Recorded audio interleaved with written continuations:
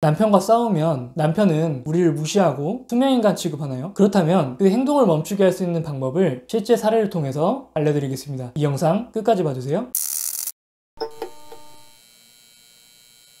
부부싸움을 하고 난 직후에 아내든 남편이든 서로에게 어색함을 느끼는 건 당연합니다. 보통은 조금 시간이 지나게 되면 화가 났던 감정이 서로 수그러들면서 어색하지만 이야기를 하기 시작하게 되고 다시 곧 예전의 관계로 돌아올 수 있죠. 어떤 부부든 싸움을 하면 이렇게 잠깐 동안은 서로를 못 본 채 하는 냉전기를 경험하게 됩니다. 그런데 남편과 그런 냉전이 하루 이틀이 아니라 열흘이 되고 한 달이 되면 어떨까요? 아내 입장에서는 답답하고 불안해서 피가 말리게 됩니다. 이런 문제로 평년에 찾아오신 한 아내분이 계셨습니다. 남편과 평소에는 장난도 잘 치고 문제없이 잘 지냈다고 하셔요. 그런데 남편과 다툼이 있고 나면 남편은 가족들에게서 아내를 왕따시키기 시작했다고 합니다. 아이들에게는 남편이 평소처럼 장난도 치고 대화도 잘 하는데 아내만 딱 보면 냉랭한 거죠. 아내가 하는 말에는 대꾸도 안 하고 눈도 마주치려고 하지 않는다고 합니다. 아내 입장에서는 아이들 앞에서 정말 민망하고 자존심이 상할 수밖에 없죠. 며칠 동안은 남편의 마음이 풀리기를 계속 기다려보다가 시간이 지날수록 답답하고 계속 불안해지게 되니까 결국 아내분은 먼저 남편에게 잘못했다고 이야기를 하면서 몇 날 며칠을 빌게 되면 가까스로 남편이